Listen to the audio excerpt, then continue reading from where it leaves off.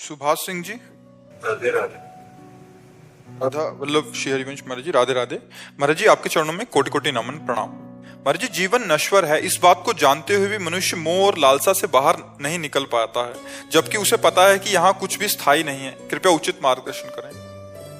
ये भजन की कमी के कारण हम अपनी जानकारी का प्रयोग नहीं कर पाते। ये जानकारी तो है, जानकारी तो एक साधारण ग्रामीण पुरुष को भी है, क्योंकि जब शव यात्रा जाती है गांव में तो कहते राम नाम सत्य है, सत्य बोलो मुक्ति है, बोलते हैं ना सब। मुक्ति का रहस्य वो जो बता रहे हैं कि राम नाम सत्य है, सत्य बोलो मुक्ति है। और जब श्मशान में जाते हैं, वहां बैठ करके एक दूसरे से चर्चा करते हैं कि यार सब नाशवान है, रो मत, सबकी यही गति होनी है। इतना ज्ञान तो काफी ज्ञान है भगवान की प्राप्ति के लिए। इतना ज्ञान तो बहुत बड़ा ज्ञान हो गया ना, कि सब नाशवान है, सब शरीरों की अंतिम गति यही है, सत्य है तो भगवान का नाम सत्य है, और उसी सत्य का स्मरण करने से मुक्ति है। लेकिन प्रयोग नहीं है, इसलिए इस ज्ञान का प्रयोग नहीं, क्योंकि भजन नहीं है। अगर भजन हो, जो बोल रहे हैं वही भजन करने लगे, राम राम राधा राधा कृष्ण कृष्ण हरि हरि, तो फिर उसके अंदर ज्ञान बल वास्तविक आ जाए। तो जैसे हम विष्ठा त्यागते हैं तो क्या अभिमान होता है क्या? ऐसे मलवत संसार के समस्त वैभव का त्याग हो जाता, अंदर से रहता उसी में। जैसे विष्ठा त्याग की स्मृति भी नहीं आती, ऐसे त्यागाभिमान भी नहीं, संपूर्ण भोगों का त्याग करा देना नाम के बल से। नाम जब जपोगे तो उससे दो लाभ मिलते हैं। एक तो प्रगट में हमें सत्संग मिलेगा, जब नाम जपेंगे भगवान को पुकारेंगे तो सच्चे संतों का संग ये भगवान की कृपा से मिलता है। अब मोहि भाव भरोस हनुमंता, बिनु हरि कृपा मिले नहीं संता। संतों का समागम और संसार से वैराग्य ये नाम प्रदान करता है। जितना नाम जप करोगे उतना ही उत्तम उत्तम महात्मा स्वप्न में आकर, जागृत में मिलकर आपको बल प्रदान करेंगे। संतों के पास जाने से पहला परिचय कि हम संत से मिल रहे हैं, हमारे हृदय में अपने दोषों के प्रति घृणा होने लगना। दूसरा, उनके देखने से एक अजीब शांति, अलौकिक। तीसरा, देखा पहली बार है लेकिन लग रहा है कि हम इनसे बहुत बार मिले हैं, हमें लग रहा है जैसे हमारे परिचय के हों ये, क्योंकि परिचय के भगवान है ना, और वो भगवान के परिचय में है, तो एक अपनापन होना। चौथी बात, भगवान की प्राप्ति के लिए उत्साह जागृत हो जाना। संतों का सबसे बड़ा चमत्कार क्या है? मन का परिवर्तन हो जाना।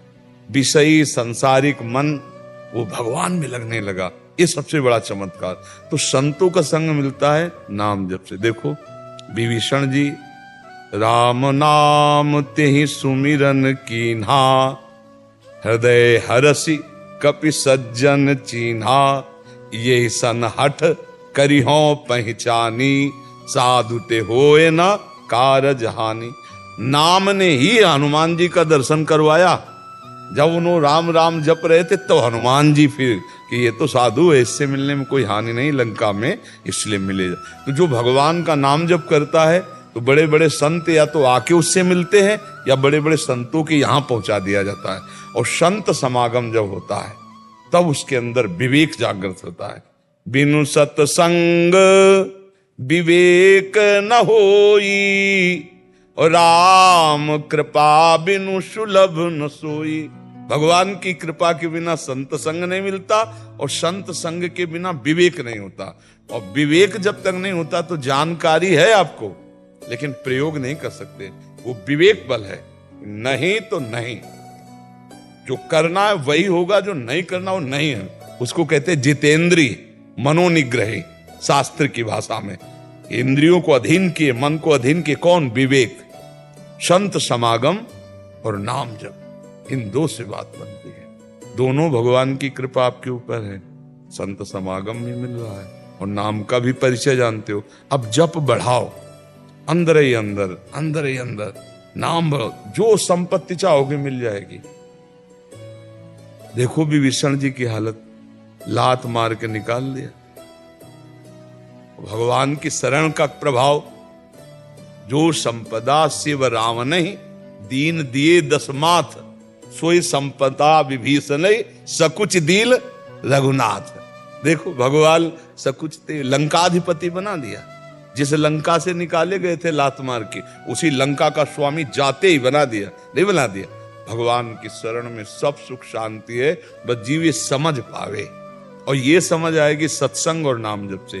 साधन को हरिभजन है, कै सत्संग सहाय। जब संत संग करोगे और नाम जप करोगे, तब तुम्हारा ज्ञान पवित्र होगा। ज्ञान वही जो प्रयोग में आ सके, प्रयोग में ना आया तो बकवास ही है।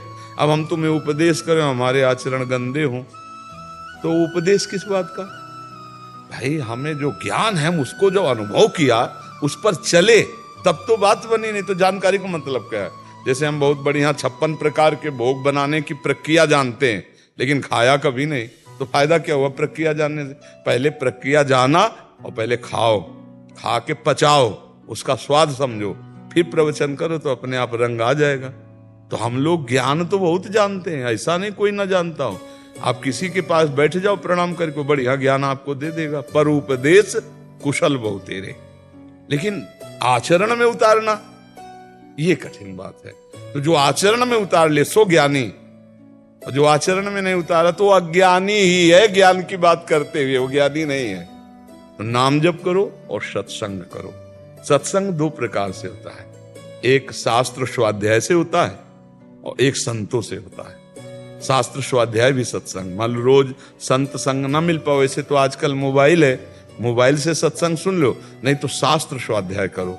गीता जी है, श्रीमद् भागवत जी है, संतों के वचन हैं, गीता प्रेस से प्रकाशित होते हैं, बहुत सुंदर सुंदर वाणियां प्रकाशित होती हैं। तो एक नशा बना ले, घंटा आध घंटा शास्त्र स्वाध्याय करना, घंटा आध घंटा सत्संग सुनना और निरंतर नाम जप करना, फिर देख लो बहुत जल्दी लाभ मिल जाएगा।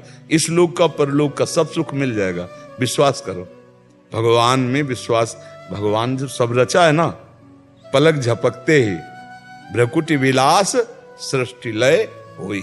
सृष्टि की रचना और सृष्टि का संहार, भ्रकुटी के संचालन निमिष मात्र में, वो भगवान है। हम ऐसे भगवान को प्राप्त कर लिए तो सोचो क्या बकाया रह जाएगा। तो इस जन्म में चूक ना करे, अपने ज्ञान का प्रयोग करने के लिए अंदर ही अंदर नाम जप करे। जो नाम प्रिय हो ना वही जपे। भगवान के सब नाम समान फलदायी है, पर हमारा मन जिसमें ज्यादा लगे उसी को जपना चाहिए, तो उससे प्रीति हो जाती है ना।